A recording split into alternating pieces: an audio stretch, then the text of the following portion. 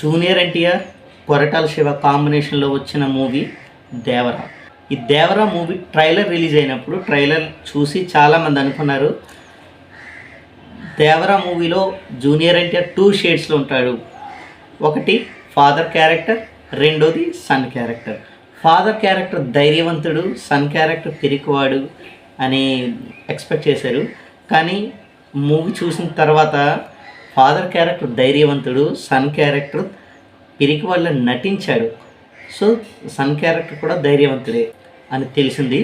ఇందులో ముఖ్యంగా మనం మాట్లాడుకోవాల్సింది జూనియర్ ఎన్టీఆర్. జూనియర్ ఎన్టీఆర్ యొక్క యాక్షన్ సీక్వెన్స్ అన్నీ కూడా చాలా అద్భుతంగా ఉంటాయి.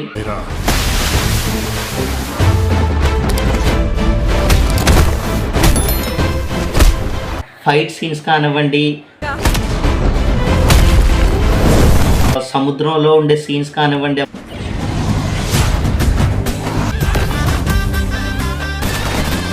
అవన్నీ కూడా చాలా ఎక్సలెంట్గా ఉంటాయి.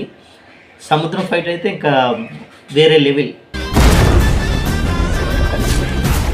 తర్వాత జూనియర్ ఎన్టీఆర్ ఎంట్రీ కూడా చాలా అద్భుతంగా ఉంటుంది. జూనియర్ ఎన్టీఆర్ కోసం అయితే ఈ మూవీ చూడొచ్చు. ఫ్యాన్స్కి అయితే చాలా పండగలాగా ఉంటుంది.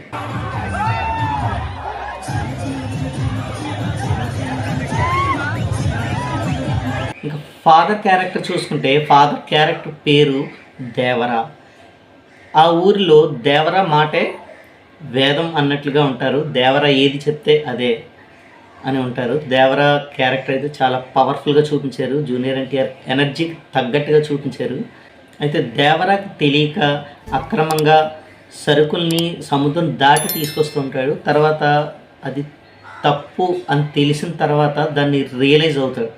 రియలైజ్ అయిన తర్వాత అప్పుడు అందరికీ కూడా దేవరా కొంచెం విరోధంగా మారుతూ ఉంటాడు. అప్పటి నుండి దేవరాపై అటాక్స్ అవి జరుగుతుంటాయి. తర్వాత దేవరా చనిపోతాడు. చనిపోవడం కూడా చాలా ట్విస్ట్ అనేది ఎలా ఉంటుందంటే బాహుబలిని ఎవరు చంపారు, ఎందుకు చంపారు అనే దాని మీద పార్ట్ 2 వచ్చింది. సేమ్ ఇక్కడ కూడా దేవరాని ఎవరు చంపారు, ఎందుకు చంపారు అనే దాని మీదే దేవరా 2 అనేది వస్తుంది. 2 కూడా మంచి హైప్ తీసుకొచ్చారు. ఇందులో సన్ క్యారెక్టర్, సన్ పేరు వర. సన్ యొక్క యాక్టింగ్ షేడ్స్ మారుతాయి. మళ్ళీ ఇంటర్వెల్ని చూపిస్తారు సన్ని. అయితే అందరిలోని పిరికి వల్ల నటిస్తాడు. కానీ దేవర ఆశయం ఏదైతే దాన్ని సముద్రం నుండి ఈ వరానే చేస్తూ ఉంటాడు అన్నమాట. తర్వాత ఇందులో అందరినీ బాగా ఆకట్టుకునేది ఏంటంటే విఎఫ్ఎక్స్. ఆ సముద్రం సన్నివేశాలన్నీ కూడా చాలా బాగా ఆకట్టుకుంటాయి.